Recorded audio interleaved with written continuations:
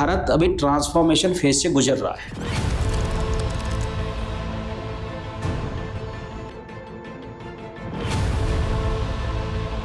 तो आप किसी भी, जो कहते हैं कि कूड़े पे हाथ रख देंगे सोना बन जाएगा, मैं इस बात से एग्री करता हूँ। लोकल लेवल पे यूथ का एंगेजमेंट कैसे डेवलप किया जाए? आज पंजाब की ज़मीनें देखें तो केमिकल फर्टिलाइजर से मर चुकी हैं, खत्म हो गई हैं। जैविक खाद बनाने की फैक्ट्रियों की आवश्यकता भारत को है, अगर भारत को जैविक राष्ट्र बनना है तो। मेन फ्रेम वेस्ट की बात करते हैं जो हम लोग घरों में यूज करते हैं। दुनिया में कोई भी वेस्ट नहीं है। गार्बेज बेसिकली वो है जिसको टोटली हमने बोल दिया ये टोटली यूजलेस चीज है। गार्बेज बिक सकता है तो कुछ भी बिक सकता है।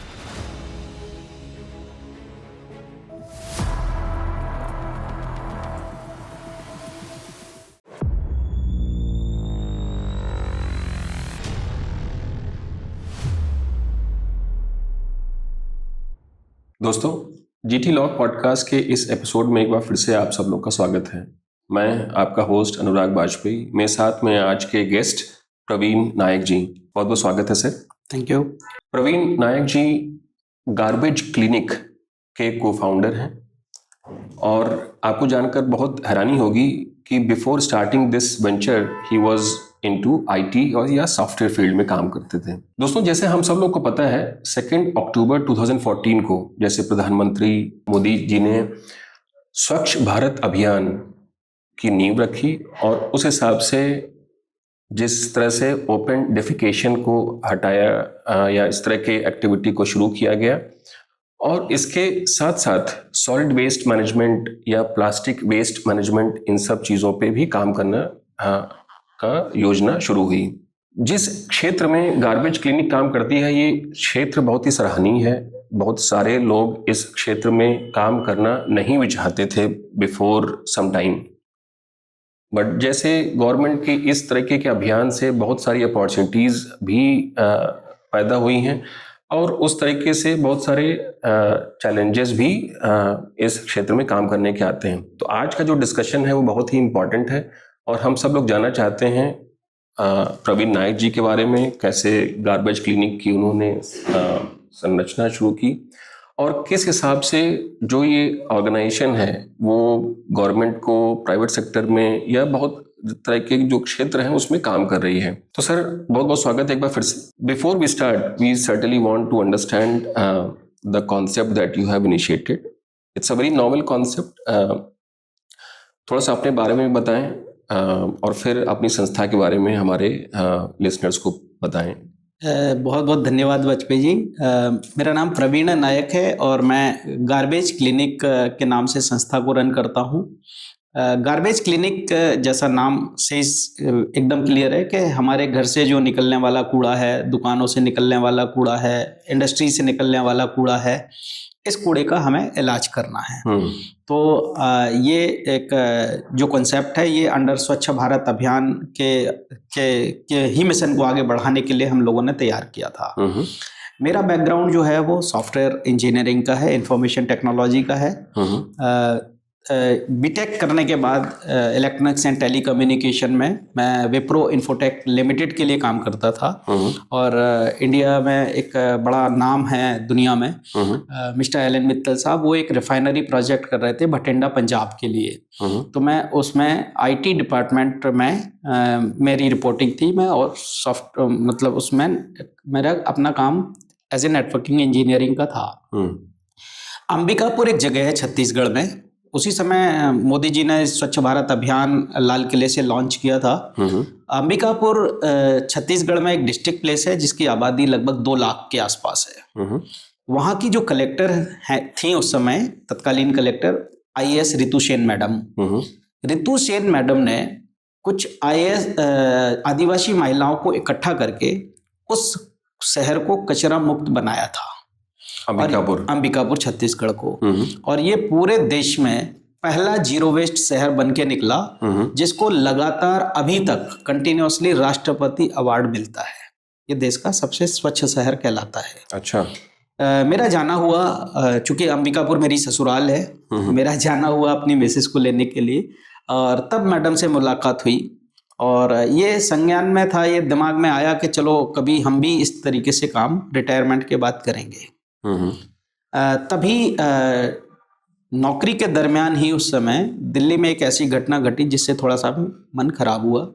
गाजीपुर करके दिल्ली में एक जगह है इंदिरापुरम के पास, वहाँ बारिश हो रही थी और कूड़े का ढेर था जो गिरा और उसमें कुछ लोगों की डेथ हो गई। इत्तेफाक है मैं उस समय वहाँ रास्ते में था, किसी मित्र के यहाँ से आ रहा था, तो वो डेड बॉडीज को जेसीबी मशीन से निकाल रहे थे लोग। तो तब ये लगा कि हमें शायद रिटायरमेंट का वेट नहीं करना चाहिए, और वाइफ से बात की और हम सीए के ऑफिस गए। और सीए का भी नाम मैं बता रहा हूँ, जब मैंने अपनी बात सीए के सामने रखी तो विनीत नाम है उनका, उन्होंने इस कंपनी को रजिस्टर्ड करने के पैसे हमसे नहीं लिए और गार्बेज क्लिनिक का की शुरुआत हो गई। शुरुआती दौर में जब हम इस पूरे मॉडल को, जो अंबिकापुर का मॉडल है, इसी को प्रोपोगेट कर रहे थे, तो बहुत सारे अधिकारियों ने हमें करेज किया, हमें मतलब उत्साहित किया, सारी चीज़ें हुई, लेकिन हमें शुरुआत में 2 साल तक कहीं काम मिला नहीं। लेकिन ये था कि एक डिटर्मिनेशन के साथ, एक करेज के साथ हमने इस काम को करना था। नौकरी छोड़ चुके थे, बैक जाने का कोई रास्ता था नहीं। फिर महाराष्ट्र में पहली बार हमने एक नया प्रयोग किया, नगर पालिकाओं के साथ हमने किसानों को जोड़ दिया, क्योंकि हमने रिवर्स तरीके से पूरी चीज़ों को सोचना पड़ेगा कि हमारे शहरों से निकलने वाला गीला कूड़ा जो है उसका खरीदार कौन है, मार्केट प्लेस कौन सा है। केवल अगर हम, अभी सामान्यतः क्या होता है कि हम सड़क पे झाड़ू लगाते हैं, गली मोहल्ले का कूड़ा उठाते हैं और उसकी जगह बदल देते हैं। ये स्वच्छ भारत अभियान पूरा नहीं है। जब तक वो कूड़ा जो हमारे घर से निकला उसका वो कंप्लीट रिसाइकिल होके हमारे उपयोग में ना आ जाए, तब तक ये साइकिल इनकम्प्लीट है। इस साइकिल को हमने कंप्लीट किया महाराष्ट्र में, और बीड स्वच्छता मिशन ऑर्गेनिक आत्मनिर्भर मॉडल के नाम से हमने इस प्रोजेक्ट को जमीन पे उतारा। तकरीबन 5000 किसानों को नगर पालिका के साथ सीधा जोड़ा। नगर पालिका को पूरा जो शहर का कूड़ा, गीला कूड़ा था, उसका फर्टिलाइजर बना के किसानों को दिया, और किसानों ने जो उस फर्टिलाइजर से फल और सब्जी पैदा की, वो हमने घर घर में डिस्ट्रीब्यूशन उन लोगों को किया जो लोगों ने हमें गीला कूड़ा और सूखा कूड़ा अलग अलग करके दिया था। नाइस। सो ये एक मॉडल था। 2 सक्सेसफुल मॉडल को हमने स्टडी किया भारत के अंदर। एक है लिज्जत पापड़ और एक है अमूल दूध। सो ये जो सहकारी समिति का जो कंसेप्ट है, उस कंसेप्ट को हमने इस्तेमाल किया गार्बेज में। तो यही अंडर प्रिविलेज लोग जो इस सहकारी समिति में एज ए शेयर होल्डर होते हैं, वो लोग डोर टू डोर घर से गीले, सूखे और घातक कूड़े को इकट्ठा करते हैं, सेंटर पे लाते हैं जो गार्बेज क्लिनिक कहलाता है, और वहाँ पे फिर इसका माइक्रो लेवल पे सेग्रीगेशन करते हैं, और माइक्रो सेग्रीगेशन करने के बाद उसकी जो भी प्रोसेसिंग होनी वो प्रोसेसिंग करते हैं, रेस्पेक्टिव मार्केट में या रेस्पेक्टिव वेंडर को सप्लाई करते हैं, और जो भी पैसा आता है वो सहकारी समिति के लोगों में बराबर बढ़ जाता है। अच्छा, जैसे आपने बताया कि 5000 फार्मर्स को आपने इकट्ठा किया है, तो मतलब जनरली क्या है कि इतने समूह के साथ में बातचीत करना और उनको ऑनबोर्ड करना अपने आप में एक बड़ा चैलेंज है। और दूसरा ये भी, जैसे आपने बताया सहकारी समिति का मॉडल, जहाँ पे जैसे अमूल का आपने एग्जांपल लिया, तो उसमें क्या है कि जो मिल्क प्रोड्यूसर जो लोग थे वो किसान थे, उनके पास में 1 पशु या 2 पशु होते थे, और वो प्रोड्यूसर भी थे, बाद में उसका बेनिफिट भी था उनको। लेकिन यहाँ पे जो फार्मर्स हैं वो तो वेस्ट जनरेटर तो है नहीं, तो उनका रोल क्या था सच? बिल्कुल ठीक बात है। देखिए, लाइक राज्य सरकारों में एपीएमसी होती है, एग्रीकल्चर प्रोड्यूसर मार्केटिंग कंपनीज। इन एपीएमसी के अंदर में, जिनको हम गल्ला मंडी बोलते हैं या जिनको सब्जी मंडी बोलते हैं, ये सारी मंडियां जो हैं ये इस संस्था के अंतर्गत आती हैं। किसानों का इन संस्था से सीधा संबंध है। यहाँ पे आपको सारे फार्मर्स की लिस्ट मिल जाती है। दूसरा, कृषि विज्ञान केंद्र है, मिट्टी परीक्षण केंद्र है, यहाँ पे आपको वो किसानों का पूरा डेटा मिल जाता है। तो आप जब इनके डायरेक्टर से बात करते हैं, इनके ऑफिसर्स से बात करते हैं, इनको जब अपना पूरा प्रोजेक्ट समझाते हैं, तो वो लोग किसानों को बुलाते हैं अच्छा। अब जब हमने पूरी जो कृषि महाराष्ट्र की भाषा में बोलूं तो हमने मान के चलिए फर्टिलाइजर की फैक्ट्री लगाई जहाँ पे गीला कूड़ा के प्रोसेस होता है। अब उस फैक्ट्री को विजिट करने के लिए हमने सारे किसानों को वहीं पे बुलाया चाय पे। तो जब उन्होंने फैक्ट्री देखी, फैक्ट्री में बनने वाला प्रोडक्ट देखा, तो उनका जो ट्रस्ट लेवल है वो नेक्स्ट लेवल का हो गया, क्योंकि उन्होंने वो माल अपने सामने बनते हुए देख रहे हैं। प्रोडक्ट क्या था? प्रोडक्ट फर्टिलाइजर है। फर्टिलाइजर, वही ऑर्गेनिक वेस्ट, ऑर्गेनिक फर्टिलाइजर है। अब आज आप देखिएगा फर्टिलाइजर का लेकिन ये जो प्रयोग है ये पूरे देश के लेवल पे आवश्यक है।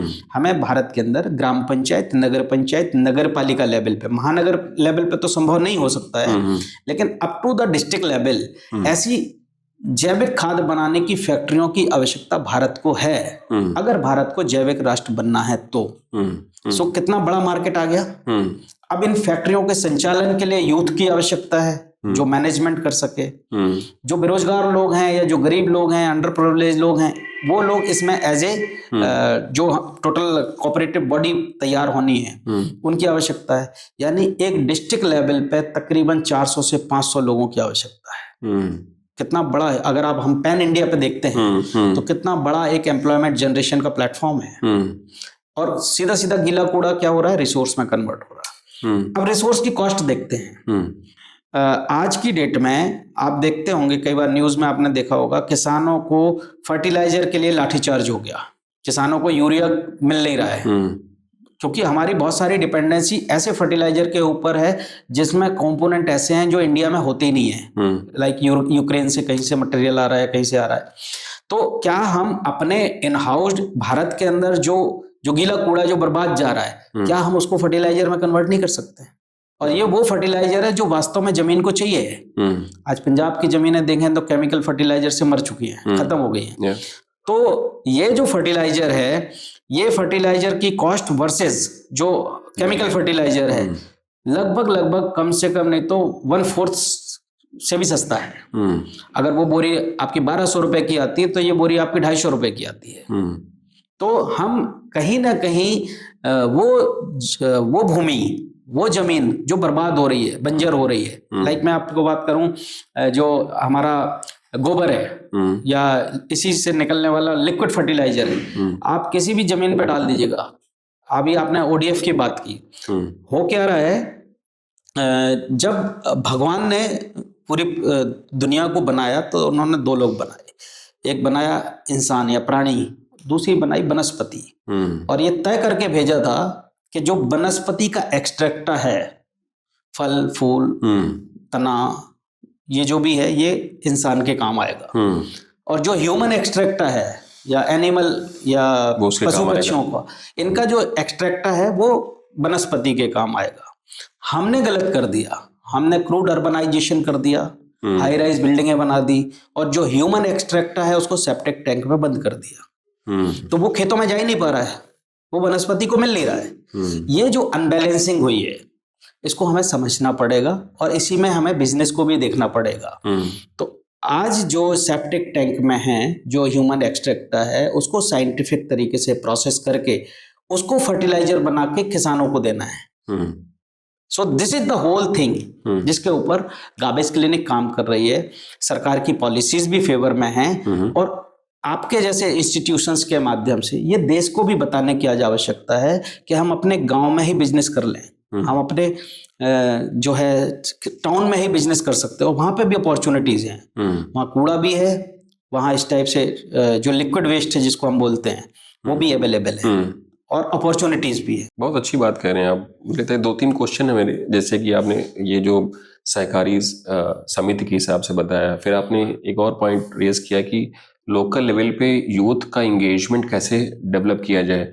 आज के समय में ये भी एक चैलेंज है कि ज़्यादातर जो लोग गांव में खेती किसानी करते हैं वो जैसे ही वो फसल कट जाती है वो शहर की तरफ आ जाते हैं, और इससे भी एक अलग तरीके का डिसबैलेंस होता है क्योंकि यहाँ पर भी उनके रहने के लिए तो कुछ है नहीं, फिर वो स्लम्स में रहने लगते हैं। इस तरह के जो इंफ्रास्ट्रक्चर की जो चैलेंजेस हैं वो अलग तरीके के हैं, तो वो बात करते हैं। बट पहले थोड़ा सा गार्बेज क्लिनिक के बारे में बात कर लेते हैं कि अभी तक कितना जो SWM है या सॉलिड वेस्ट मैनेजमेंट है या PWM है, कितना हम लोग लगभग रिसाइकिल कर चुके हैं? कुछ ऐसा नंबर है हमारा अभी अवेलेबल? बिल्कुल, अभी तक हम लोग पूरे देश में लगभग 100 से ज़्यादा गार्बेज क्लिनिक तैयार कर चुके हैं। वाह। और हम लोग राज्य सरकारों के as a consultant, as a advisor के रूप में काम करते हैं।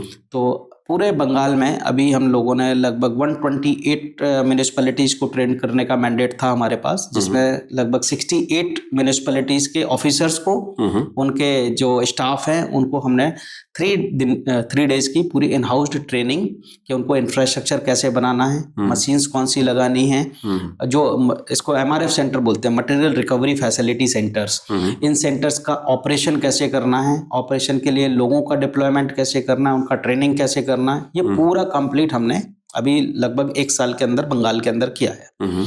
इससे पहले पुणे के पास एक जगह है अपना शिरूर घोड़ नदी के नाम से एक जगह है, वहाँ पे पूरा कंप्लीट मॉडल डिप्लॉय किया था। पहली बार महाराष्ट्र की हिस्ट्री में उस कूड़ा घर के ऊपर उसको स्वच्छता प्रेरणा उद्यान के रूप में हमने डेवलप किया और लगभग 3000 महिलाओं का हल्दी कुमकुम का प्रोग्राम उस कूड़ा घर पे किया था। वाह। तो ये एक जर्नी है और मिलियंस ऑफ टन्स की अगर हम बात करें जो टोटल है, तो एक म्यूनिसिपैलिटी या एक गार्बेज क्लिनिक में लगभग 50 टन का जो एवरेज वेस्ट हम लोग प्रोसेस कर रहे हैं और हमारी जर्नी लगभग 8-10 साल के आसपास की हो गई। तो लगभग हम लोग थाउजेंड्स ऑफ टन गार्बेज जो है अभी तक प्रोसेस कर चुके हैं। हाँ, इससे भी ज़्यादा प्रोसेस कर चुके हैं। वो डेटा एग्जैक्टली तो रिकॉल नहीं है, लेकिन इससे भी ज़्यादा हम लोग डेटा।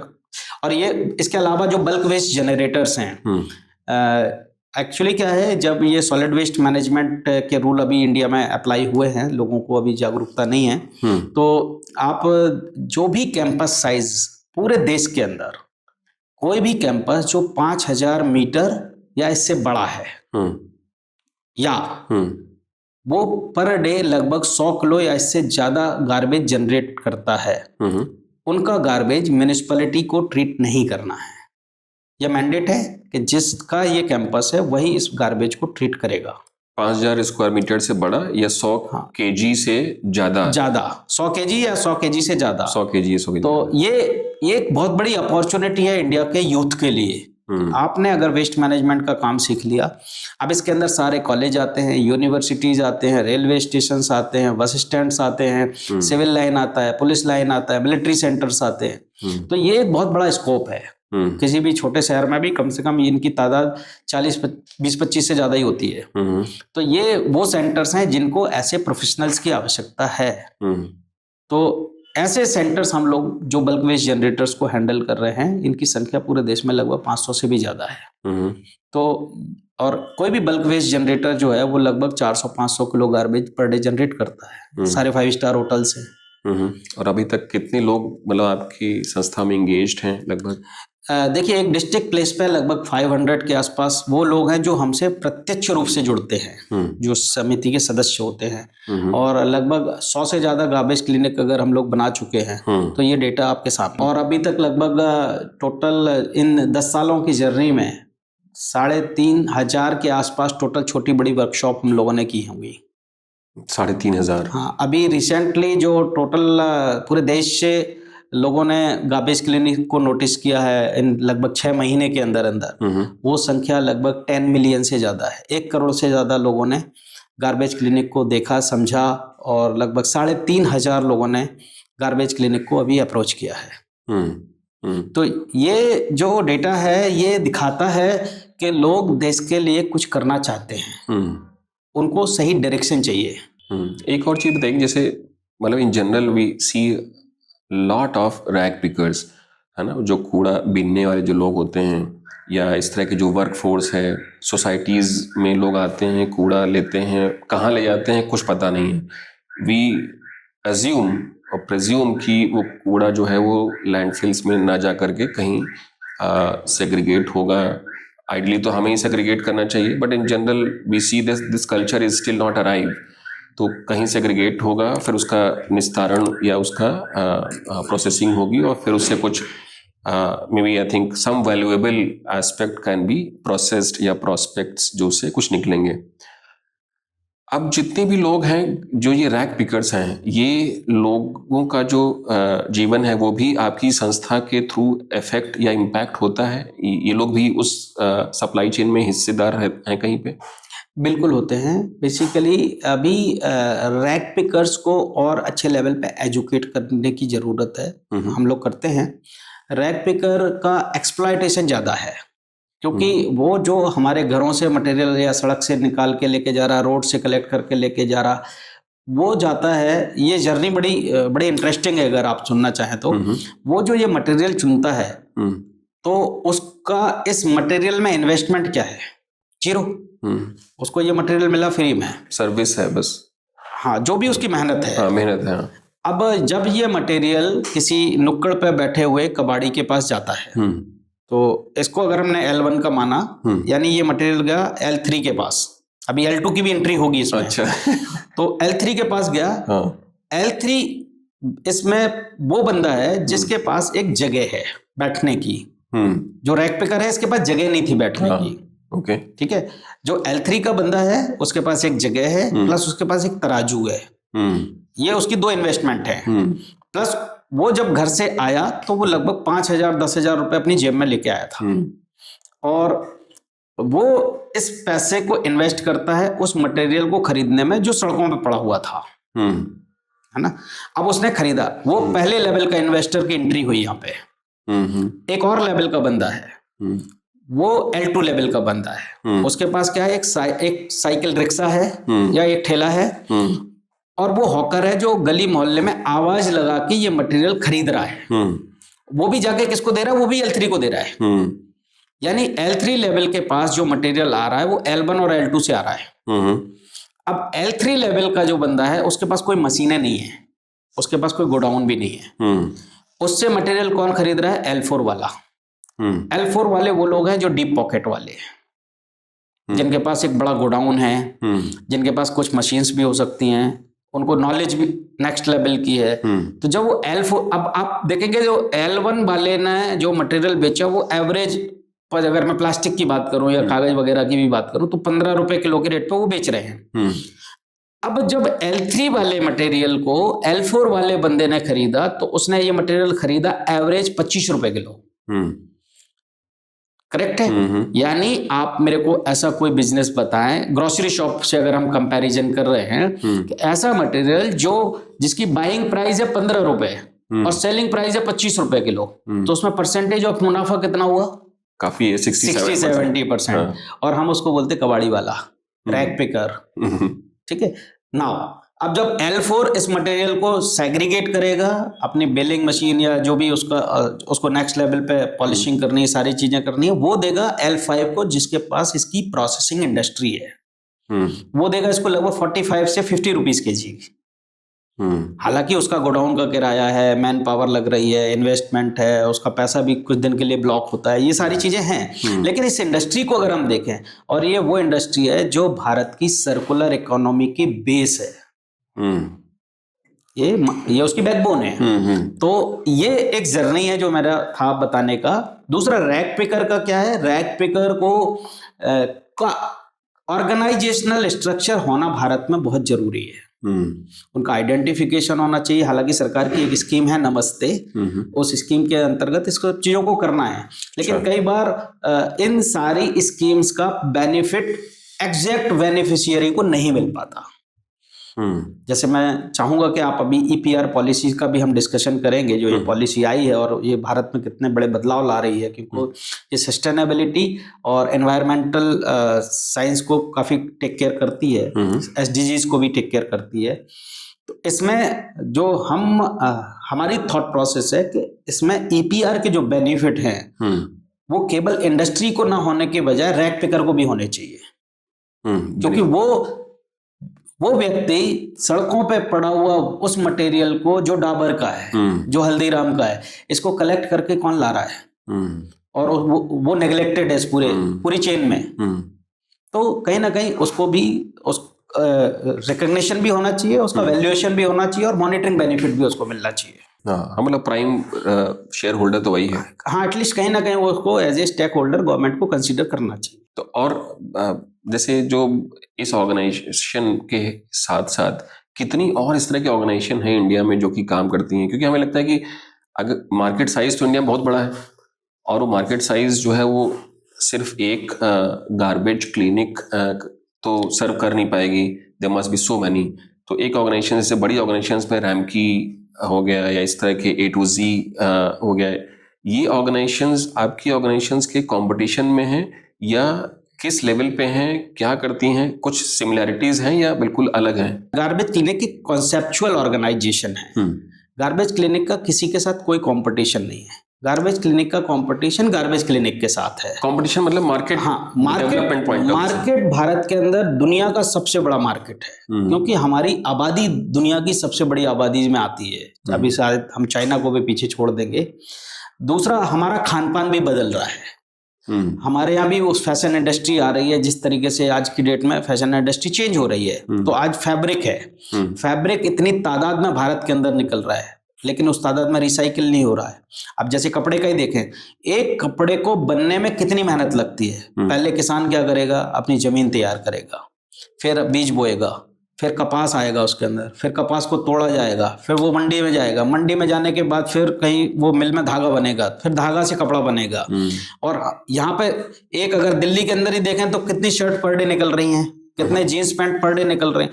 तो ये एक जो ह्यूज मार्केट है, इसको कैपिटलाइज करने की जरूरत है, इसको एड्रेस करने की जरूरत है, और इसके अंदर एंट्री करने की जरूरत है। तो इससे दोनों चीजें होंगी कि एक वो डोमेन जो डोमेन को वास्तव में इंडस्ट्री के साथ फास्ट मूविंग इंडस्ट्री में कन्वर्जन की जरूरत है। आज इन इंडस्ट्री को टाइम पे माल नहीं मिल रहा है। अगर हम कागज इंडस्ट्री की बात करें, आप किसी भी बड़े व्यापारी से बात करिए, प्लास्टिक रिसाइकलर से बात करिए, तो उनको जितनी तादाद में माल चाहिए वो माल नहीं मिल रहा है।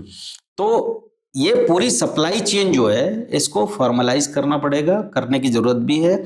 और ऐसे देश के अंदर न केवल गार्बेज क्लिनिक नाम हो ना हो डजेंट मैटर, लेकिन ऐसे लाखों संस्थाओं की आवश्यकता है। संस्थाएं काम कर रही हैं, बहुत अच्छा काम कर रही हैं बहुत सारी संस्थाएं, लेकिन इसमें अभी गांव-गांव तक ऐसी संस्थाएं ओपन होने की आवश्यकता है।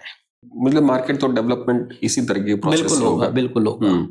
ठीक है, तो दो और चीजों पे बात करते हैं। एक तो है कि हम जब वेस्ट टू वैल्यू की बात करते हैं, तो what kind of waste which provides the maximum value, that is my first question.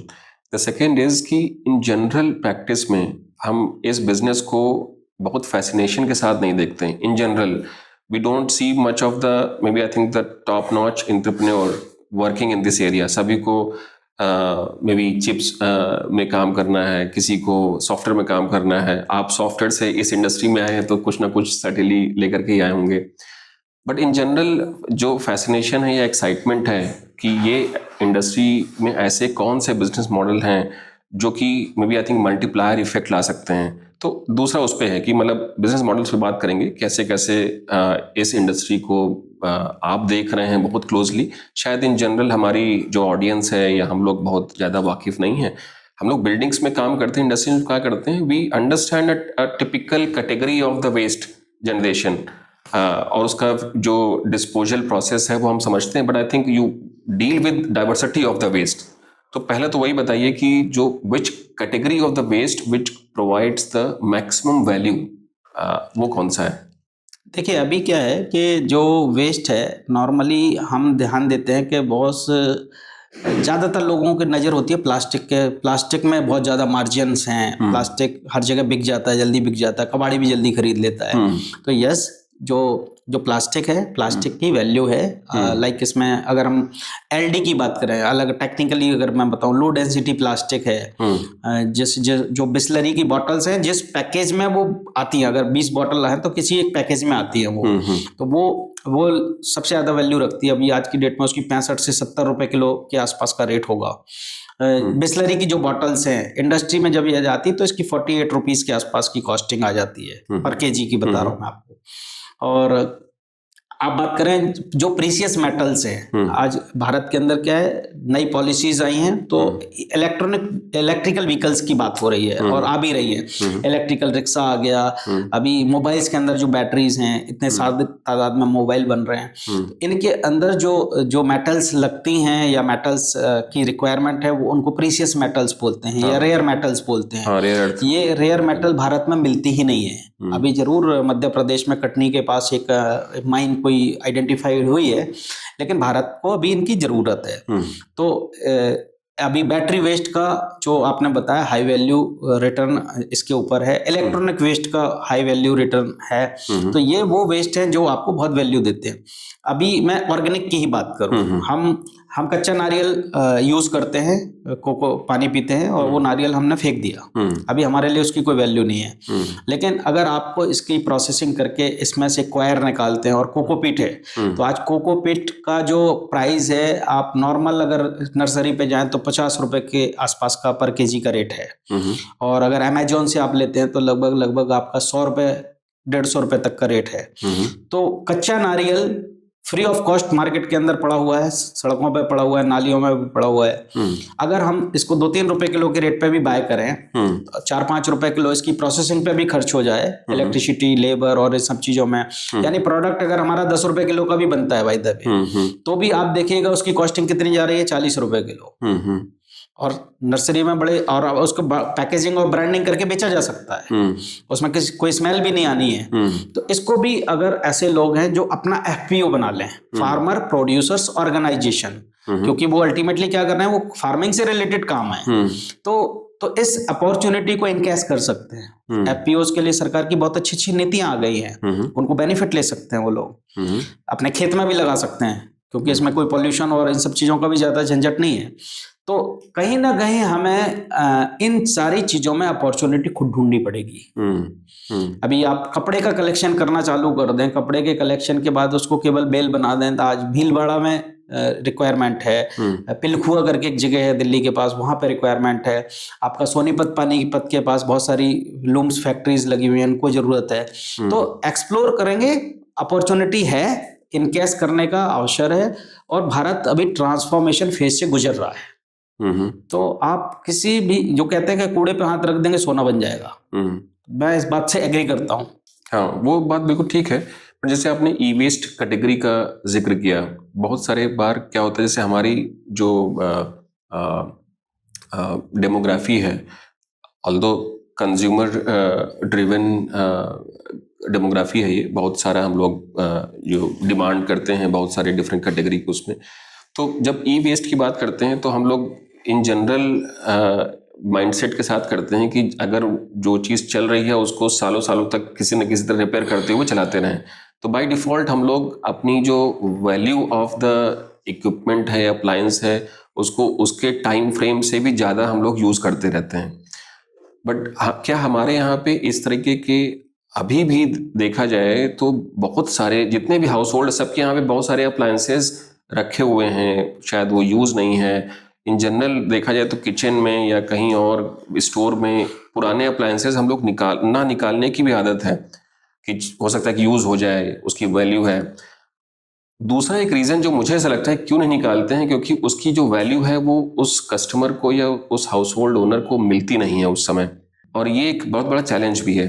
For example, जैसे आपने फ़ोन कर लिया, फ़ोन में फिर भी देयर आर सर्टेन ऑर्गेनाइजेशन, जैसे कैशिफाई है, वो आपको चलता हुआ फ़ोन है तो वो वापस आपको जो कुछ पैसे दे देगी। बट उसमें भी वो भी चैलेंज है कि अगर वो फ़ोन नहीं चल रहा है तो उस फ़ोन की वैल्यू नहीं है। अब वो फ़ोन कहाँ बेचेंगे? लेकिन उस फ़ोन में वो वही लिथियम आयन बैटरी भी है, उसमें जो मदरबोर्ड है उसमें वो सिल्वर भी है, उसमें वो गोल्ड भी लगा हुआ है। सर्टेनली नॉर्मल कोई और तो चलाएगा नहीं, उसकी प्रोसेसिंग के लिए there has to be some mechanism. तो इस तरह के भी बहुत सारा वेस्ट हमारे यहाँ पे ऐसा है जो कि इन जनरल लोग उसके साथ ही रहना शुरू कर दिए हैं। They are just the gadgets या जो अप्लायंसेज हैं जो बस रखे हुए हैं, कोई यूसेज नहीं है, ना कोई रिसेल वैल्यू है, ना कुछ है। ये भी वेस्ट बहुत बड़ी वैल्यू इन जनरल क्रिएट कर सकता है मार्केट में। मैं आपकी बात से बिल्कुल सहमत हूँ। बेसिकली क्या है, भारत जो है वो इमोशनल ड्रिवन कंट्री है। ये तो आपने मोबाइल का बताया, बहुत सारे ऐसे सोफे होते हैं जो हमारे दादी के टाइम पे हमारे पास आया था, हमारी दादी की शादी में मिला था। अभी वो सोफा यूज नहीं हो रहा, वो किसी कोने में रखा हुआ है। नए सोफे आ गए हैं गोदरेज के, लेकिन वो सोफा हम हटाते नहीं है। तो ये जरूर है कि इमोशंस हैं, मैटर करते हैं, लेकिन जैसे आपने इलेक्ट्रॉनिक गैजेट्स की बात की, ये कब तक रहेगा उस घर में? ठीक है, आज वो कॉस्ट नहीं मिल रही, तो इसका मतलब ये नहीं है कि आज से 2 साल बाद हमें कॉस्ट मिल जाएगी। तो मेरा तो आग्रह लोगों से यही है कि आप अगर उस सिस्टम को यूज नहीं कर रहे हैं, आपके लिए वो अनवांटेड हो गया, आपके लिए कोई मतलब का नहीं है। हाँ, ये जरूर है, ये एक अपॉर्चुनिटी भी है कि आज आपने एक पर्टिकुलर कंपनी का नाम लिया, यानी ऐसी बहुत सारी कंपनीज की अब इंडिया में जरूरत है जो एटलीस्ट उसकी वैल्यूएशन करें, और वैल्यूएशन करके उन कंपनीज के साथ एसोसिएट हों, उनकी सप्लाई चेन का हिस्सा बने। जैसे ओप्पो है, सैमसंग है, लावा है, आपका गोदरेज है या क्रोमा है, इन सबको ये सारे मटेरियल्स आपको रिवर्स ऑर्डर में कलेक्ट करने हैं, और कलेक्ट करके ऑथोराइज रिसाइकलर के पास इनको रिसाइकलिंग करने के बाद जो डेटा सीट आएगी, वो data seat central pollution control board की वेबसाइट पे अपलोड करनी है। तो इनके ऊपर भी प्रेशर है, इनके जो डीलर्स हैं उनके ऊपर भी प्रेशर है। अब वो प्रेशर जो है आम आदमी तक अवेयरनेस के फॉर्म में कैसे जाए, और वो अवेयरनेस को अपॉर्चुनिटी में कैसे कन्वर्ट किया जाए, ये अपने आप में एक ही नया बिजनेस है। यानी आने वाले टाइम में, मैं आपके पॉडकास्ट के माध्यम से बता रहा हूं कि कोई बड़ी बात नहीं है देश के अंदर कि लोग आपको फोन करके बताएं कि सर आपने 2012 में एक फ्रिज खरीदा था, वो तो 10 साल बाद वैसे रिटायर हो गया है, आपको उसको बेचना है कि नहीं बेचना है। सो हमें उस मॉडल में आना पड़ेगा कि जैसे जब आदमी पैदा होता है तभी उसकी एक्सपायरी डेट आ जाती है, जब कोई भी इक्विपमेंट बनता है उसी टाइम उसकी एक्सपायरी डेट डिसाइड हो जाती है। मोबाइल है, लैपटॉप है, कोई भी है, तो इनकी सर्टेन एक्सपायरी डेट्स होती हैं। उन एक्सपायरी डेट के बाद हम कुछ साल चला सकते हैं उनको, अगर वो तंग नहीं कर रहे हैं तो। लेकिन उसके बाद तभी ये सर्कुलर इकोनॉमी देश की इतनी फास्ट ग्रो होगी, उसमें देश का भी फायदा है। हाँ, अब ये जरूर हो सकता है कि हमारी इकोनॉमिक कंडीशन ऐसी नहीं है कि हम भाई उस लैपटॉप को हर 5 साल में बदलें। तो ये चीजें जो है ये सोचने का विषय है। लोगों को इसके साथ एसोसिएट भी होना पड़ेगा। लोगों को भी अपनी इकोनॉमिक कंडीशंस अब बढ़ भी रही हैं, ऐसा नहीं है। हमने अब जब दिल्ली आने के बाद अपना कैरियर 1500 रुपये पर मंथ के रेट पे स्टार्ट किया था, 1500 रुपये मेरी सैलरी थी। तो धीरे धीरे चीज़ें बढ़ी हैं, आज लोगों की पर कैपिटा इनकम बढ़ी है, और आने वाले टाइम में भी बढ़ेंगी। तो लोग जरूर 2-3 साल 4 साल में नए नए लैपटॉप, आप अगर मैं आपको बोलूं कि लोग आईफोन इस्तेमाल करते हैं, अभी आईफोन की अपना ट्रेंड है, वो हर थोड़े फीचर्स लाके हर साल भर में 1.5 साल में, मुझे तो नहीं पता, जेनजी ज़्यादा प्रेफर करते हैं आईफोन, तो उसका नया मॉडल आ जाता है। तो लोगों के पास खाने के लिए रोटी हो या ना हो, लेकिन वो फोन जरूर लेंगे। तो अगर वो क्रेज उनका आईफोन के लिए हो सकता है, तो क्या वॉशिंग मशीन के लिए नहीं हो सकता है? तो वो माइंडसेट धीरे धीरे बदलेगा, और बदलना भी चाहिए। बिल्कुल ठीक है। एक और चीज मुझे बस सप्लाई चेन के पॉइंट ऑफ व्यू पूछना है कि जैसे कोई गैजेट है, खराब हो गया है, और उसकी एज सच कोई ऑर्गेनाइजेशन नहीं है, पता नहीं है कि वो किस हिसाब से उसे कुछ वर्थ अवेलेबल है कि नहीं है। इसका मतलब है कि you tend to put this as a part of the garbage only. तो गार्बेज में आपने डिग्रेडेबल वेस्ट रखा और साथ में ये भी डाल दिया, और उसको उस वाले केस में क्या ऐसे पॉसिबिलिटी है कि जो वेस्ट है, ई वेस्ट है, जो जिसकी एज सच मार्केट वर्थ नहीं है, क्या उसको सेग्रीगेट होकर के उससे कुछ वर्थ रैक पिकर या जो आपने बताया L4 L5 ये सब लोग उसकी वर्थ निकालेंगे, या वो लैंडफिल में चला जाएगा? नहीं, देखिए क्या है, दुनिया में कोई भी वेस्ट नहीं है। हमें पहले गार्बेज में और वेस्ट में फर्क समझना पड़ेगा। तो गार्बेज बेसिकली वो है जिसको टोटली हमने बोल दिया टोटली यूजलेस चीज है। यानी गार्बेज, अगर गार्बेज बिक सकता है तो कुछ भी बिक सकता है। तो अब वेस्ट वो चीज है जो हमारे किसी काम की नहीं है, वो वेस्ट है। हाँ, वेस्ट है। तो waste is different thing, garbage is different thing. Okay. यहाँ एक बड़ा बारीक सा अंतर है जो हमें समझने की जरूरत है। ठीक है। दूसरी बात आती है कि आपने ई वेस्ट की बात की, जो हमने मिक्स गार्बेज में दे दिया, और वो L1 L2 लेवल के लोगों को किसके समझ में आएगा नहीं। तो मैं आपको बताऊं, जो इलेक्ट्रॉनिक वेस्ट है, इसके अंदर इनफॉर्मल लोग काम करते हैं, माफिया काम करता है। ये लोग इसको डिसमेंटल करते हैं, डिसमेंटल करके नॉन साइंटिफिक तरीके से इसको बर्न करते हैं। इसमें से जो प्रीशियस मेटल्स हैं, गोल्ड है, सिल्वर है, तांबा है, ब्रास है, ये सब निकालते हैं। दिल्ली के पास एक जगह मुरादाबाद है, वहाँ ये सारा इनफॉर्मल तरीके से काम होता है। दिल्ली में भी कई ऐसी रूरल विलेजेस हैं जहाँ पे इसको निकालते हैं। लाइक मैं आपको एक एग्जाम्पल दूँ, जो बियर की कैन आती है या कोल्ड ड्रिंक्स की कैन आती है, इनको लोग इनफॉर्मल सेक्टर्स में खरीदते हैं, और इनकी कच्ची भट्टियां हैं गांव-गांव में लोगों के पास, वो इसको पिघलाते हैं और पिघला के इसकी एल्यूमिनियम की सिल्ली बनाते हैं। अभी वो पूरी सॉलिड एल्यूमिनियम की सिल्ली है, और वो बिना जीएसटी के वो इंडस्ट्रीज में जा रही हैं। तो ये इस टाइप से पूरा का पूरा नेक्सस है। लेकिन सरकार सजग है, सरकार ने नीतियां बनाई हुई हैं। सरकार चाहती है कि बड़े बिजनेसमैन इसके ऑथोराइज रिसाइकलिंग यूनिट्स लगाएं, प्रोसेस करें, साइंटिफिक तरीके से प्रोसेस करें, और उसके लिए वो उनको इंसेंटिवाइज भी कर दी है। इसके ऊपर EPR पॉलिसीज भी आ गई है, जिसको एक्सटेंडेड प्रोड्यूसर रिस्पॉन्सिबिलिटी बोलते हैं। जो इसके प्रोड्यूसर हैं, इसके ब्रांड ओनर्स हैं या इसके इंपोर्टर्स हैं, उनको पूरा डेटा भारत सरकार को बताना होता है कि हमने हर महीने कितना मटेरियल या तो इंपोर्ट किया है या प्रोड्यूस किया है, या उनका ब्रांड लिखा हुआ है। क्योंकि जैसे HP का लैपटॉप है, अभी उसमें सीगेट की हार्ड डिस्क है और मेमोरीज अलग अलग टाइप की हैं, लेकिन उसके ऊपर अगर HP का लोगो है तो वो ब्रांड ओनर उसका HP है, HP की जिम्मेदारी है। तो इनको ये करना है। साथ ही साथ जो लोग इनके बिहाफ पे, अब जैसे हल्दीराम है, तो हल्दीराम का काम प्लास्टिक को रिसाइकिल करने का नहीं है, लेकिन वो ब्रांडिंग इस्तेमाल कर रहा है, तो उसके बिहाफ पे कोई तो रिसाइकिल कर रहा होगा उस प्लास्टिक को। तो जो रिसाइकलर है ऑथोराइज, जो पोल्यूशन कंट्रोल बोर्ड की वेबसाइट पर रजिस्टर्ड है, उनको एक क्रेडिट सर्टिफिकेट मिलता है, और वो क्रेडिट सर्टिफिकेट उन लोगों को रिक्वायरमेंट है जो लोग इसके ब्रांड ओनर हैं या इंपोर्टर हैं या इसके प्रोड्यूसर्स हैं। तो सरकार ने इसको इंसेंटिवाइज कर दिया है। अब लोगों को आगे आना पड़ेगा कि लोग इसके अंदर अपना बिजनेस देखें और उस बिजनेस में अपने आप को कोप अप करें और एक नई अपॉर्चुनिटी को अवेल करें। हाँ, मैं समझता हूँ। आई थिंक आप ई सर्टिफिकेशन जैसा आपका कार्बन क्रेडिट में है, वैसा इसके अंदर भी है। ई सर्टिफिकेशन है, बट वो मार्केट साइज ठीक ठाक है, मतलब हाँ, अच्छा है। जो कंपनीज हैं, जो ब्रांड ओनर हैं, दे परचेज दीज ई सर्टिफिकेट्स, उनको भी शायद डिक्लेयर करना होता है। हाँ, उनको भी डिक्लेयर करना होता है। ठीक है। Coming to may be I think main frame waste की बात करते हैं, जो हम लोग घरों में यूज करते हैं। एक एग्जांपल, जैसे मुझे लगता है कि आपकी ऑर्गेनाइजेशन गार्बेज क्लिनिक का मैं पढ़ रहा था, जिसमें था कि नोएडा 47 सेक्टर में आप लोगों ने शुरुआती उसमें काम किया और फिर उस पूरे सेक्टर को ग्रीन क्लीन कर दिया।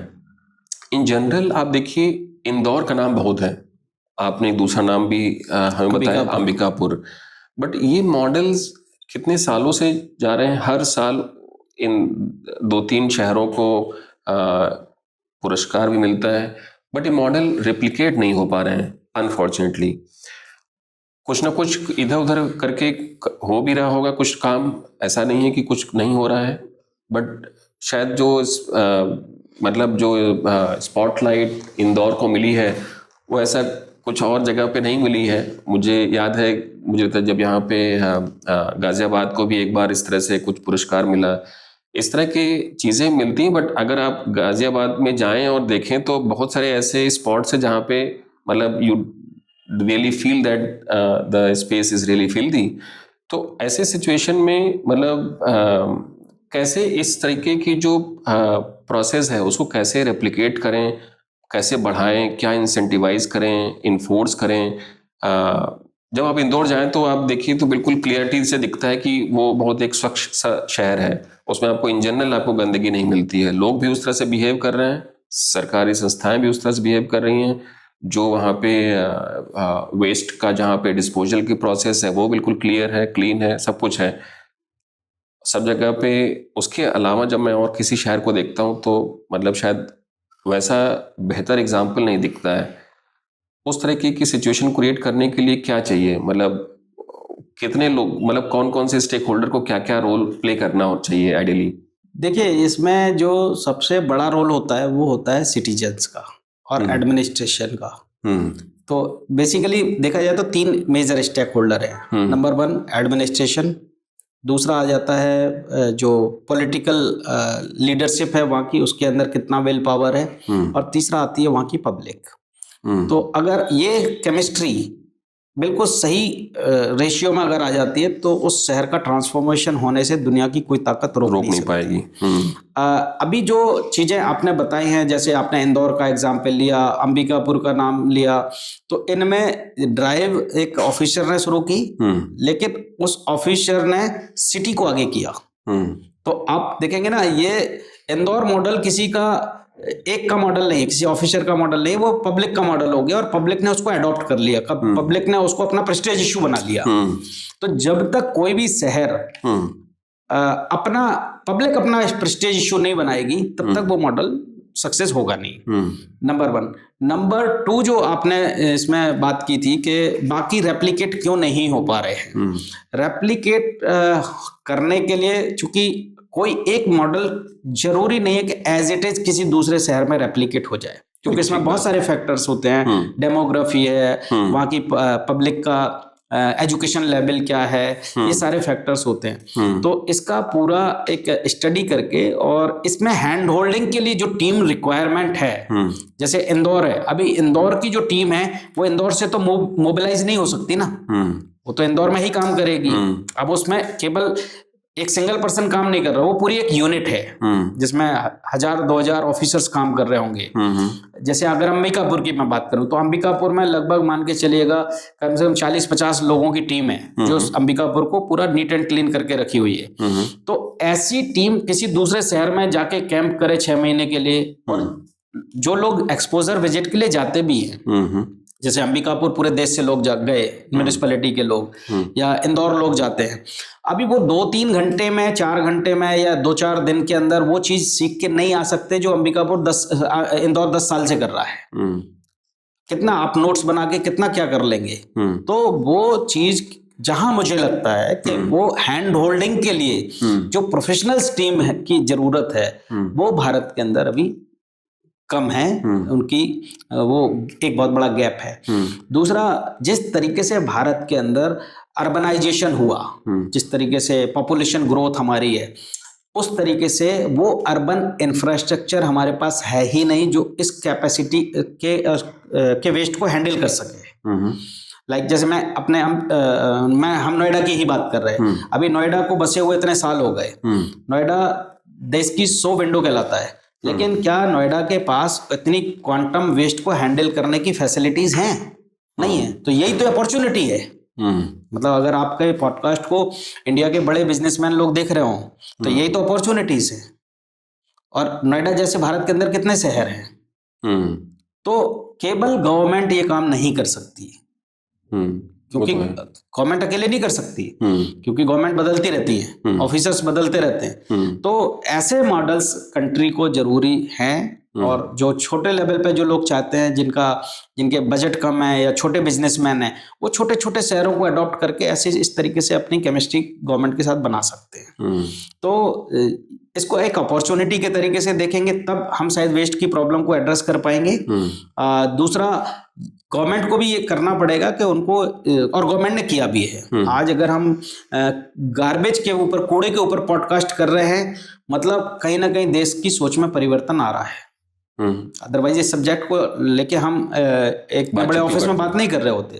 तो चीजें हैं और चीजें सॉर्ट आउट भी हो रही हैं, और इनके अंदर अपॉर्चुनिटीज भी हैं। जैसे अभी वेस्ट टू एनर्जी प्लांट लग रहे हैं, एनर्जी प्लांट लग रहे हैं, तो आने और बड़े बड़े प्लेयर्स के अंदर आ गए हैं, अदानीज आ गए हैं, अंबानीज आ गए हैं, ये लोग अपने बायोगैस प्लांट लगा रहे हैं बड़े बड़े शहरों में। तो ये जो गीला कूड़ा है, जिसको शायद अभी हम वैल्यू नहीं दे रहे हैं, ये रॉ मटेरियल है उनके लिए। तो आने वाले टाइम में ये भी फ्री में नहीं मिलेगा। आज बेशक ये हमारे सड़कों पे दिख रहा है, लेकिन ये आगे नहीं मिलेगा। आप जो कूड़े के पहाड़ देखते हैं, इसको प्रोसेस करने के बाद ये जो पूरा ब्लैक कलर का वेस्ट जनरेट होता है जिसको लीगेसी वेस्ट बोलते हैं या आरडीएफ बोलते हैं, रिफ्यूज ड्राई फ्यूल। ये सारा का सारा सीमेंट प्लांट को चाहिए, एनर्जी प्लांट को चाहिए। तो बेशक आज दिख रहा है लेकिन ओवर द टाइम ये सब चीजें नहीं मिलेंगी, कोई कूड़ा फ्री में देगा नहीं, कूड़े की ये वैल्यू हो जाएगी। एक और चीज में आपने नाम लिया है कि वेस्ट टू एनर्जी प्लांट, मतलब what we have also witnessed कि बहुत सारे ऐसे जो स्कैंडिनेवियन कंट्रीज में आप देखिए they are the role models, है ना, उनके यहाँ पे इस तरह की टेक्नोलॉजी बहुत सालों से है and they have processed the waste very very well. तो बहुत सारे ऐसे Netherlandish companies, Swedish companies India में आई, particularly in Delhi NCR I have seen कि उन्होंने गवर्नमेंट के साथ में काम किया या काम करना शुरू किया, but they have gradually realize कि जो यहाँ पे जो कंपोजिशन ऑफ वेस्ट है it's entirely different compare to what they used to have in their countries.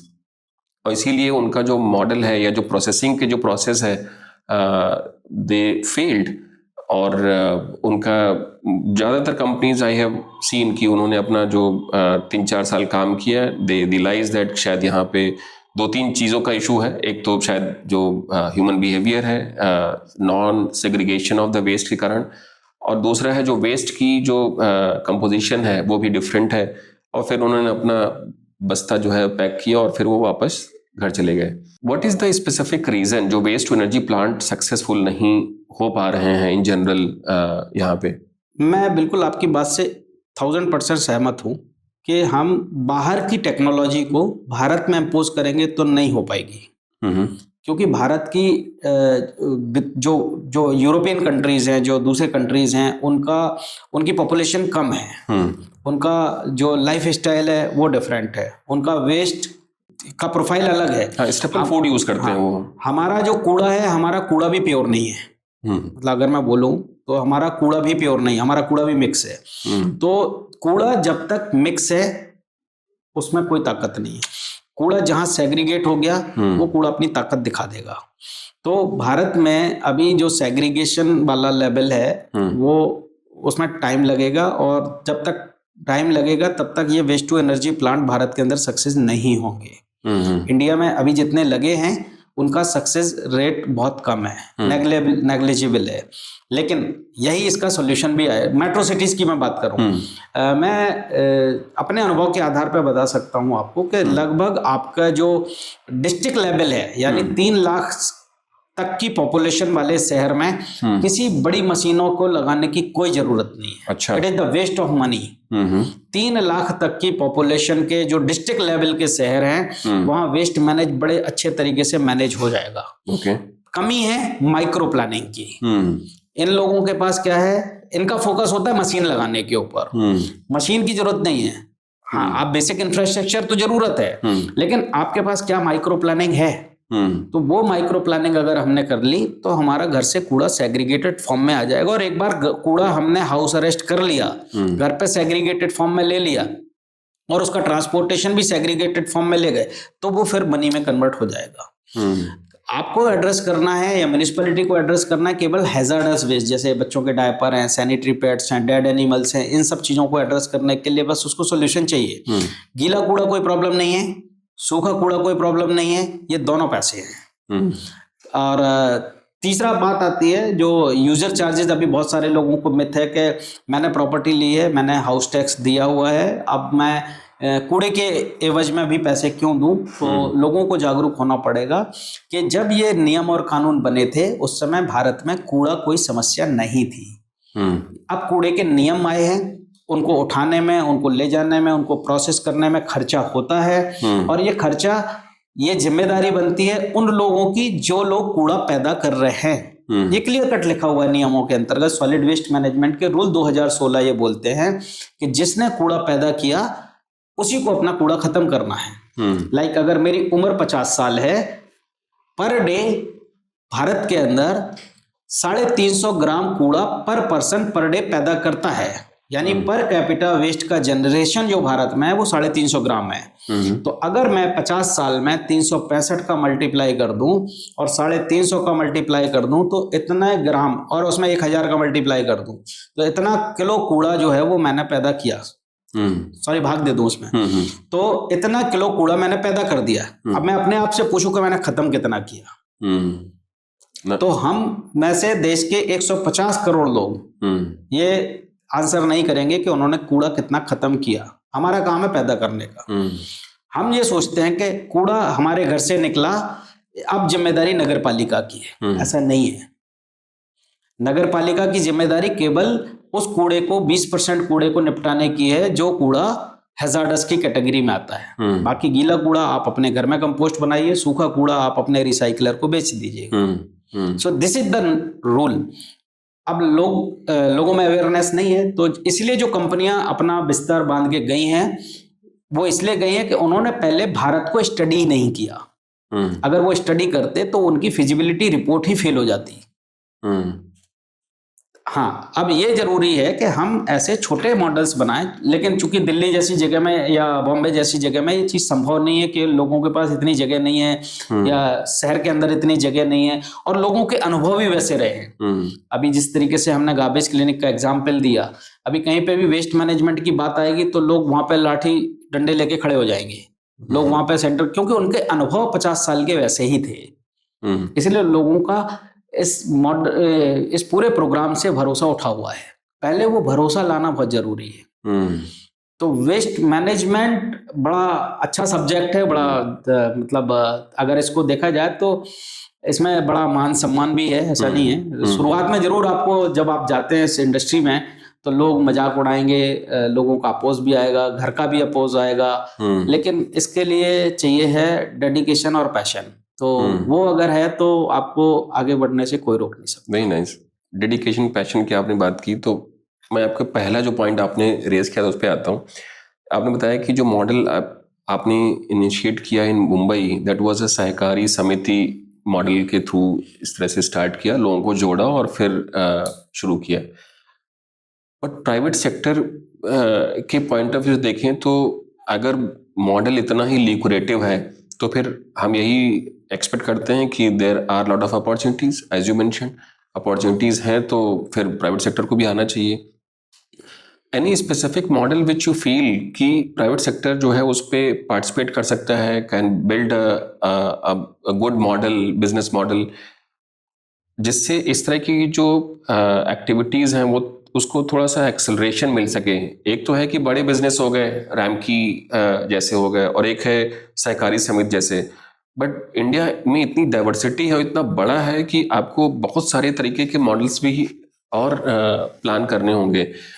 अगर प्राइवेट सेक्टर अगर पार्टिसिपेट करना शुरू कर दे इस तरह की चीज़ों में, वेस्ट, सॉलिड वेस्ट मैनेजमेंट में, SWM, PWM, मुझे लगता है कि शायद जो इश्यूज हैं वो तेजी से बढ़ेंगे, एज लॉन्ग एज लोगों की जो मानसिकता है वो भी इस चीज़ को लेकर के थोड़ी सी चेंज हो जाए। They should also segregate the waste, they should also let the waste जो कि इलेक्ट्रॉनिक वेस्ट है घर में पड़ा हुआ उसको बाहर निकालने के लिए भी आगे आए, या इस तरह के बहुत सारा सामान। तो ये जनरल जो कंपोनेंट है वो बहुत ज़रूरी है कि प्राइवेट सेक्टर अगर आगे आएगा तो शायद मार्केटिंग, आउटरीच, अवेयरनेस, नए बिजनेसेस, ये सब चीज़ें भी आएंगे। तो ऐसा कोई specific model, I think before we started this podcast you mention कि अगर कोई 5 लाख रुपए इन्वेस्ट करे, उस किसी के पास में 1500 स्क्वायर फीट का जगह है, तो उसका 50,000 रुपए पर मंथ का जो कंपोनेंट है उसको रिटर्न उसको आने लगेंगे। इसका मतलब है कि वो तो बहुत जल्दी, मतलब 1 साल के अंदर अंदर उसका तो ROI निकल आएगा। तो इस तरह के क्या मॉडल है या और कौन से मॉडल है जिसमें पार्टिसिपेशन प्राइवेट सेक्टर का थोड़ा सा सुनिश्चित किया सकता है? बिल्कुल किया जा सकता है। जैसे मैं आपको सिंपल सा एक एग्जांपल देता हूँ, और कोई भी नोटिस कर सकता है, जितने लोग भी मेरे इस पूरे पॉडकास्ट को देख रहे हैं, कि हम डेली निकलते हैं और हमारे गली पे एक नुक्कड़ पे कोई एक कबाड़ी बैठा हुआ है, स्क्रैप डीलर बैठा हुआ है। हम लोग देखते होंगे कि आप इस चीज़ से एग्री करते हैं कि वो कुछ पैसे कमाता होगा रोज। हाँ बिल्कुल, काम कर रहा है तो कुछ तो कमा ही रहा होगा। बिल्कुल, अगर नहीं कमा रहा होता तो वो इतने सालों से वहां नहीं बैठा होता। अल्टीमेटली उसके पास सामान आ क्या रहा है? उसके पास वही सामान आ रहा है जो हमारे लिए अनवांटेड है। यानी हमारी भाषा में, या तो अगर बिल्कुल लोएस्ट भाषा में बोले तो गार्बेज होगा, या अगर नहीं तो हम उसको बोल देंगे स्क्रैप। यही मटेरियल उसके पास जा रहा है। यही तो एक बिजनेस मॉडल है। अब वो आगे किसी सप्लाई चेन को दे रहा है, फिर और आगे सप्लाई चेन को दे रहा है, लेकिन इनके पास कोई ब्रांडिंग नहीं है, इनके पास कोई आइडेंटिटी नहीं है, प्लस इनके पास वो कोई रिस्पेक्ट नहीं है जो समाज में किसी दूसरे बिजनेस को है, ग्रोसरी शॉप वाले को है। अभी ग्रोसरी शॉप वाला 20,000 रुपए कमा रहा है और वो बंदा 50,000 रुपए कमा रहा है, उसकी सोर्स ऑफ अर्निंग ज्यादा है, लेकिन उसको वो रिस्पेक्ट नहीं है जो एक ग्रोसरी शॉप वाले को है, एक पान वाले को है। नाउ अब बात आती है, जैसे आपने बोला कि ऐसे बिजनेस मॉडल्स, तो ये बिल्कुल सही है कि हमें कंट्री में अलग अलग बिजनेस मॉडल्स लाने पड़ेंगे और लोगों ने अपने अपने मॉडल इस्टेब्लिश करके रखे हैं। मैं जो आपसे डिस्कस कर रहा था कि हाँ, एक मॉडल इस तरीके से है जो हम लोग अभी लेके आ रहे हैं, लगभग मार्च में आ जाएगा, कि कोई भी व्यक्ति जो लगभग 5 लाख रुपए के आसपास की उसके पास इन्वेस्टमेंट हो, 1500 स्क्वायर फीट के आसपास की उसके पास जगह हो, उसको हमने नाम दिया है माइक्रो पार्टनर। माइक्रो पार्टनर, हाँ, वो मेरा माइक्रो पार्टनर है। उसको, उसके नीचे 10 लोग काम कर रहे होंगे और वो जो 10 लोग काम कर रहे हैं उनकी भी श्योरिटी है कि वो लोग 12 से 15,000 रुपए महीने कमाएंगे। ये सारी चीजें जो हमने पूरा, that is the part of business model. ये जो माइक्रो पार्टनर है, इसके गोडाउन का किराया, इस पर लगने वाली लेबर और इलेक्ट्रिसिटी बिल, ये सारी चीजें खर्चे काट के, अगर उसने ये 5 लाख रुपए खुद अपनी जेब से नहीं लगाया, उसने किसी बैंक से लिया हुआ है या उसने किसी रिश्तेदार से उधार लगा लिया, तो नॉर्मली बैंक कितना चार्ज करता है इंटरेस्ट? 12%, 9%, या क्रेडिट कार्ड से ले लिया। हम 24% का इंटरेस्ट भी लगा रहे हैं कि अगर 24% के इंटरेस्ट पे भी उसने पैसा लिया है, यानी 2% पर मंथ, तो ये सारे खर्चे काटने के बाद भी वो बंदा नाना करके कम से कम नहीं तो 50,000 रुपए महीने कमाएगा। तो ऐसा कौन सा बिजनेस है जो इतना रिटर्न ROI देता है? कोशिश हमारी ये है कि हम इसको सरकार के या सरकारी बैंक से या किसी प्राइवेट बैंक से इस पूरे प्रोजेक्ट को भी फाइनेंस करा दें, ताकि अगर ऐसे व्यक्ति, ऐसे लोग जिनके पास कोई दुकान है, कुछ भी है, वो इसको, अगर उनको बैंक से सपोर्ट मिल जाए, वहीं की लोकल ब्रांच से, अब इससे नेक्स्ट लेवल पे जाते हैं। इसकी गारंटी है कि इसके पास 500 किलो माल डेली आएगा, ये श्योर हम कर रहे हैं, और पूरी इन्वेंट्री हमारी मोबाइल के ऊपर है। इसका माल आगे कहाँ जाना है वो भी हमने पूरी सप्लाई चेन बना के रखी है। इसका माल जाएगा हमारे मास्टर पार्टनर के पास। अभी मास्टर पार्टनर के पास गारंटेड है कि उसके पास तकरीबन 10 से 15,000 किलो माल पर डे आएगा हमारे नेटवर्क के थ्रू। यानी सारे खर्चे काटने के बाद मास्टर पार्टनर बना रहे हैं हम डिस्ट्रिक्ट लेवल पे, पैन इंडिया। माइक्रो पार्टनर बना रहे हैं हम तहसील लेवल पे। जो मास्टर पार्टनर होगा वो सारे खर्चे काटने के बाद उसके पास लगभग 50 लाख रुपए के आसपास का इन्वेस्टमेंट होना चाहिए। वो लगभग 7 लाख रुपए से 8 लाख रुपए हर महीने कमाएगा गारंटेड। और इसके लिए हम वो पूरा शोरूम बनाएगा, जैसे आज आप हल्दीराम का शोरूम देखते हैं या डोमिनोज का शोरूम देखते हैं, मतलब ये फूड के हैं लेकिन वो बनाएगा वैसे। तो हम आने वाले टाइम में भारत के अंदर ये जो स्ट्रक्चर है, जो स्क्रैप वाला, कबाड़ियों वाला, हम इसकी विजिबिलिटी बदल देंगे। Very nice. और जो रैक पिकर जो हम वर्ड, बिकॉज ये सब जो मेरे को बड़ा दर्द क्रिएट करता है, तो हम इसमें वही सेम फैसिलिटी ले आएंगे जैसी जोमेटो की है, जैसे ब्लिंकिट की है। तो हम इस कोशिश करेंगे, अगर ईश्वर ने चाहा और देश की जनता का सपोर्ट मिला तो हम इस चीज़ को, इस इंडस्ट्री को बदलने का प्रयास करेंगे। नहीं, बिल्कुल अच्छा है, मतलब कोशिश करिए, सब लोग साथ में हैं आपके। मेरे 2 लास्ट क्वेश्चन और हैं। एक तो है कि जैसे हम लोग बिल्डिंग्स में काम करते हैं तो यहाँ पर CND वेस्ट पॉलिसी बनी हुई है, कंस्ट्रक्शन डिमोलिशन वेस्ट की, और उस पॉलिसी के अंदर क्या है कि जितने भी जगह पे जहाँ पे कंस्ट्रक्शन हो रहा है वहाँ पे जो भी कंस्ट्रक्शन के जो वेस्ट है या अगर डिमोलिशन हो रहा है तो उसका जो वेस्ट है, उस वेस्ट को आपको एक डेजिग्नेटेड प्लेसेस पे छोड़ना है और वहाँ से फिर एक सेंट्रलाइज्ड एक वेस्ट का प्लांट है या इस तरह के जो प्लांट है जहाँ पे उस वेस्ट को फिर एक सेग्रीगेट करके और फिर एक प्रोडक्ट की तरह बनाए जाते हैं। जैसे आपने ब्रिक्स देखे होंगे या इस तरह की लेट्स से आर्टिफिशियल सैंड बनती है, ये इस तरह के बहुत सारे ऐसे मटेरियल बनते हैं, टाइल्स हो गई, ये सब उस वेस्ट मटेरियल से बनते हैं और फिर उसको वापस सेल ऑफ करते हैं। यही एक मॉडल है सर्कुलर इकोनॉमी का, जो हम शायद अलग अलग वेस्ट कैटेगरी में भी देख लेते हैं, बट ये मॉडल भी सक्सेसफुल नहीं है अभी तक। पॉलिसी बहुत पहले की है, मेरे ख्याल से 2018 के आसपास की पॉलिसी है। और कुछ कुछ प्लांट्स भी, जैसे दिल्ली एनसीआर की बात करें तो लगभग 2-3 प्लांट्स भी बने। उसको ILFS करके कंपनी थी जो कि उसको ऑपरेट किया। अब कोई और शायद उसको ऑपरेट कर रहा है, बट जस्ट बिकॉज जो प्रोडक्ट वहां से बन रहे हैं दे आर रिसाइकिल्ड प्रोडक्ट्स, बस उसकी कॉस्ट मार्केट प्राइस में जो प्रोडक्ट फ्रेश प्रोडक्ट्स हैं उसी कॉस्ट से ज़्यादा है। तो ये भी एक साइकोलॉजिकल बैरियर है कि जो रिसाइकिल्ड प्रोडक्ट्स हैं वो कॉस्ट वाइज एक फ्रेश प्रोडक्ट जो कि कहीं से बन करके आ रहे हैं उस प्रोडक्ट्स के कॉस्ट से ज़्यादा कॉस्ट के हैं, इसलिए उनकी जो फिजिबिलिटी है या जो सेलेबिलिटी है वो इतनी नहीं हो पा रही है। तो और एक मतलब इससे एसोसिएटेड एक और इशू है कि CND वेस्ट अगर सही तरीके से डिस्पोजल नहीं होता है तो वो एयर पोल्यूशन में भी कंट्रीब्यूट बहुत करता है। तो what do you have to say on this particular waste category? देखिए, बिल्कुल ठीक बात आपने बताई है कि जो CND वेस्ट है ये मैंडेट है कि अगर कोई भी सिटी जिसकी पॉपुलेशन 5 लाख से ज़्यादा है, 5 लाख या 5 लाख से ज़्यादा है, तो वहाँ पे CND प्लांट लगाने मैंडेटरी हो चुके हैं। और इसके लिए सारे स्टेट गवर्नमेंट को फंडिंग भी गई है और मैंडेट भी दे दिया है गवर्नमेंट ने कि करो। दिल्ली में ये प्लांट शुरू हुए थे तकरीबन 2017-18 के दरमियान। ILFS करके कंपनी ने लगाए थे ये प्लांट। इसमें मेन कंपोनेंट है कि जो कंस्ट्रक्शन वेस्ट है उसको, उसका कलेक्शन, उसका ट्रांसपोर्टेशन, उसका सेग्रीगेशन और प्रोसेसिंग के बाद रिसाइकलिंग। होता क्या है कि ये चूंकि फ्रेश आइटम फ्रेश मटेरियल से तो बन नहीं रहे हैं, इनकी कलेक्शन, ट्रांसपोर्टेशन और वहां तक की जो कॉस्ट है ये कॉस्ट बियर करना है उसको जिसका वो वेस्ट जनरेट हुआ है। अमूमन ये जो नेटवर्क है ये कहीं ना कहीं मिस आउट हो जाता है। वो मटेरियल या तो गवर्नमेंट उठा के लेके जा रही है या कोई ठेकेदार लेके जा रहा है और उसको जो उसके चार्जेस मिलने चाहिए कई बार वो मिल रहे नहीं मिल रहे।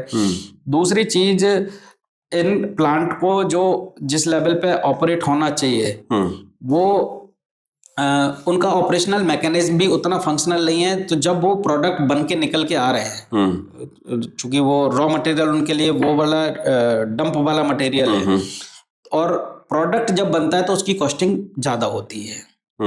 और ज़्यादा कॉस्टिंग को आप 2 ही तरीके से मैनेज कर सकते कि या तो गवर्नमेंट उसको सब्सिडाइज कर दे और मैंडेट कर दे कि जो फ्रेश कंस्ट्रक्शन चल रहा है उसमें एक सर्टेन परसेंटेज यूज होना ही है। जैसे अगर पेट्रोल के केस में आपने देखा हो, डीजल के केस में देखा हो कि एथेनॉल को मिक्स करना है।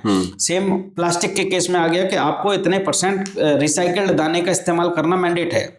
इसी तरीके से ये जो रिसाइकल्ड मलबा या CND वेस्ट से बने हुए प्रोडक्ट हैं इनको मैंडेट गवर्नमेंट कर दे, और लेकिन इसकी कॉस्ट को इक्वल करने के हिसाब से कहीं ना कहीं सब्सिडाइज रेट में गवर्नमेंट की तरफ से कहीं ना कोई सब्सिडी। लेकिन होता क्या है कि गवर्नमेंट जैसी सब्सिडी करती है ना उसका दुरुपयोग होना चालू हो जाता है। तो ये जरूर इसकी कोई मॉनिटरिंग टूल का डेवलपमेंट होना चाहिए कि लोग उस सब्सिडी का गलत फायदा ना उठाएं। तो अदरवाइज लोग क्या करेंगे, फ्रेश मटेरियल को ही रिसाइकल्ड वे में दिखा सकते हैं, क्योंकि गवर्नमेंट जो भी पॉलिसी बनाती है लोग उसका साइड में क्या बेनिफिट उठाना है उसका मिसयूज जरूर देखते हैं। तो इसका एक कोई सिस्टम डेवलप गवर्नमेंट को करना चाहिए। और ये बात है कि ये मार्केट में कॉम्पीट तब करेगी जब इस पे इसकी कॉस्ट को फ्रेश मटेरियल की कॉस्ट के इक्वल लेवल पे लाया जाए। हाँ, इक्वल हो या कम हो, इक्वल। हाँ, और ये भी फैक्ट है कि जो CND वेस्ट है उसकी वजह से एयर पोल्यूशन होता है, बढ़ता है। बिल्कुल ठीक बात। और जिस तरीके से ये बड़ी नई सिटीज डेवलप हो रही हैं, चाहे हम नोएडा एक्सटेंशन की बात कर लें, NH24 में आप लोग चूंकि पॉडकास्ट दिल्ली में कर रहे हैं तो मैं दिल्ली के सिनेरियो में अगर मैं बात करूं, यमुना एक्सप्रेस वे बन रहा है, तो ये और आगे आने वाले टाइम में और बड़े शहर बनेंगे। यूपी कई शहर बना रही है, अभी नोएडा से भी लगभग 4 गुना बड़ा शहर बन रहा है झांसी के पास। तो इस पे एक यूनिवर्सल पॉलिसी जो ग्राउंड लेवल पे एप्लीकेबल तो है लेकिन एक्सेप्टेबल भी हो। बिल्कुल ठीक बात है। एक लास्ट क्वेश्चन और है, इन जनरल मुझे लगता है कोई भी एरिया जो इतना पोटेंशियल वाला है, उसमें कुछ नए टेक्नोलॉजी इंटरवेंशंस मतलब लाने चाहिए ताकि शायद उसका जो एक्सेलरेशन है वो थोड़ा सा बेहतर हो सके। फॉर एग्जांपल, जैसे आज हम लोग एआई पे बात कर रहे हैं। एआई हर एक क्षेत्र में मतलब उसका जो या तो एक्सेलरेशन कर दे रहा है, उपयोगिता बढ़ा दे रहा है, या तो उसका जो प्रोसेसिंग है उसको तेजी से कर दे रहा है। I will also give an example. We were consulting to UAE government, और वहाँ पे व्हाट वी हैव विटनेस्ड कि उनके यहाँ पे सीएनडी वेस्ट पॉलिसी के मैपिंग के लिए दे यूज द एआई। तो जो ड्रोन से जो इमेजेस कैप्चर होती थी वो उसको एक कंट्रोल सेंटर लाते थे, और उसके बेसिस पे वहाँ पे ये पता चलता था कि जो सीएनडी वेस्ट है, जो मतलब उसका सही तरीके से डिस्पोजल न करके लोगों ने डेब्रीज की फॉर्म में खुले छोड़ दिया है। और फिर वहाँ से आइडेंटिफाई होता था कि वो जो नियरेस्ट साइट है वो कौन सी है जिसने इस तरीके की डिस्पोजल मतलब कर दिया है। तो क्या है कि यहाँ पे आपने टेक्नोलॉजी को सही तरीके से यूटिलाइज कर लिया for the enforcement of those may be laws, जो कि मैनुअली तो आप ट्रैक ही नहीं कर पाएंगे। किसी ने कंस्ट्रक्शन वेस्ट को या किसी भी तरीके के वेस्ट को बाहर डाल दिया, हाउ विल यू आइडेंटिफाई कि ये किसका वेस्ट है? How will you punish that person या एंटिटी? इसका तो कोई हो ही नहीं सकता कोई प्रोसेस। तो इसलिए इस तरह की टेक्नोलॉजी को सही तरीके से यूजफुल या उस पूरे इन्फोर्समेंट को सही तरीके से बिल्ड करने के लिए कई टेक्नोलॉजी इंटरवेंशंस भी की जानी चाहिए। क्या हम इस एरिया में भी कुछ ऐसी टेक्नोलॉजी इंटरवेंशंस भी कर रहे हैं, प्लान कर रहे हैं, या ऐसा कुछ है जो आपकी नज़र में है? देखिए, अभी इस टाइप से टेक्नोलॉजी मेरी नज़र में नहीं है, लेकिन आपने जैसे दुबई का एग्जाम्पल दिया है और आप उसमें कंसल्ट कर रहे हैं, तो भारत में ये बहुत बड़ी अपॉर्चुनिटी है और मैं तो रिकमेंड करूँगा कि आपको ट्राई करना चाहिए। नॉट ओनली आप सीएनडी वेस्ट में, आप जो अदर एमएसडब्ल्यू है उसके ऊपर भी फोकस कर सकते हैं, क्योंकि एक बार आपने उसके जो जीपीएस लोकेशन और ये जो ट्रैकिंग है आपने एक बार कर ली एआई के थ्रू, तो वो कोई भी वेस्ट हो आप उसको एड्रेस कर सकते हैं। और न केवल बड़ी मेट्रो सिटीज़ में ये अपॉर्चुनिटीज़ आपको जो छोटी यूएलबीज हैं, यूएलबी यानी अर्बन लोकल बॉडीज़, उन सबको भी अगर एक जॉइंट प्रपोजल दिया जाए तो ये बहुत बड़ी अपॉर्चुनिटी है। तो उससे क्या होगा, जो लोकल कॉन्ट्रैक्टर हैं एटलीस्ट वो डेटा उनके पास जाएगा और फिर उनको वो बिफोर और आफ्टर के फ़ोटो सबमिट करने पड़ेंगे। हालांकि इसके सॉफ्टवेयर्स ऐसे हैं, लेकिन हर जगह आप मोबाइल के कैमरे लेके नहीं जा सकते। तो ये एक अपॉर्चुनिटी है और बहुत बड़ी अपॉर्चुनिटी है। हाँ बिल्कुल, है ना। तो इसको संबंधित मंत्रालय के सामने प्रेजेंट किया जा सकता है और इस पे काम हो सकता है। Perfect, thank you so much sir. I think discussion बहुत अच्छा रहा। मुझे पूरी आशा है कि शायद इस पूरे कन्वर्सेशन से ना केवल मुझे बट कि हमारे पूरे ऑडियंस को भी आपसे बहुत सारी चीज़ें सीखने को मिली हैं। और we wish you and your organisation garbage clinics to have a long journey to travel और बिल्कुल सक्सेस मिले। हम भी चाहते हैं कि इस तरह की ऑर्गेनाइजेशंस को एक अच्छा मुकाम हासिल हो। और मतलब जो एस्पिरेशंस है, हम लोग जब बात कर रहे हैं 2047 के विकसित भारत की, तो वहाँ पे शायद ये सब चीज़ें भी हमारे लिए इम्पॉर्टेंट हैं कि हम लोग वेस्ट मैनेजमेंट को भी सही तरीके से उसको एज ए वैल्यूएबल एसेट की तरह ही यूज़ करना शुरू करें। शायद I agree with you to the fullest कि कहीं ना कहीं वेस्ट को हम लोग एक वैल्यूएबल एसेट की तरह जब तक हम लोग देखेंगे नहीं, वेस्ट को वेस्ट की तरह ही देखेंगे, तो शायद तब तक हम इसके साथ एक सही जस्टिफिकेशन भी नहीं कर पाते हैं। बिल्कुल। जैसे अगर आप कभी गार्बेज क्लिनिक को देखेंगे, सोशल मीडिया पे अवेलेबल है, तो हमने गार्बेज को छिपाया नहीं है। हमने गार्बेज को शोरूम के रूप में, जो भी आपके घरों से चीज़ें निकल रही हैं उनको हमने उसी तरीके से रखा है जैसे एक आपके ग्रोसरी शॉप पे सामान रखा होता है। तो इसको छिपाने की कोई आवश्यकता नहीं है। सक्सेस के लिए मैं आपको बताऊं कि जब हम बीड में काम कर रहे थे, तो जो म्युनिसिपल ऑफिसर थे उन्होंने हमसे ये बोला, हमारी टीम से, कि आप इस गार्बेज को जो आपने शोरूम में रखा है इसको गंदा करके रखिएगा, क्योंकि जो स्वच्छ सर्वेक्षण की टीम आ रही है बॉम्बे से, उनको भरोसा नहीं होगा कि ये वही कूड़ा है जो लोगों ने सुबह गाड़ियों में दिया है नगर पालिका की। तो ये एक सक्सेस थी हमारी कि इस लेवल का सेग्रीगेशन और हमने उतना नीट एंड क्लीन करके उसको रखा था। तो ये है कि हमारी जैसी सोच जिस बिजनेस के लिए हो या जिस डोमेन में हम काम कर रहे हैं, कि हम हमेशा बोलते हैं कि best management in waste management, best management is best management in waste management, ये रिक्वायरमेंट है आज की डेट में। Very nice. सो दोस्तों, प्रवीण नायक जी का क्रेडेंशियल, उनका लिंक्डइन आईडी हम अपने चैनल में उसमें इंफॉर्मेशन के थ्रू उसमें डाल देंगे। You can always connect with mister Nayak directly. We will also be requesting कि आपके अपने स्पेसिफिक कोई सुझाव हो या सजेशंस हो फॉर द नेक्स्ट गेस्ट, और हमारे लिए कोई स्पेसिफिक सजेशन हो, you can always write to us at social@greentree.global। इस तरह से देखते रहिए, शेयर करते रहिए, सब्सक्राइब करते रहिए। बहुत बहुत धन्यवाद आप सब लोगों का। Thank you so much sir. Thank you sir, thank you.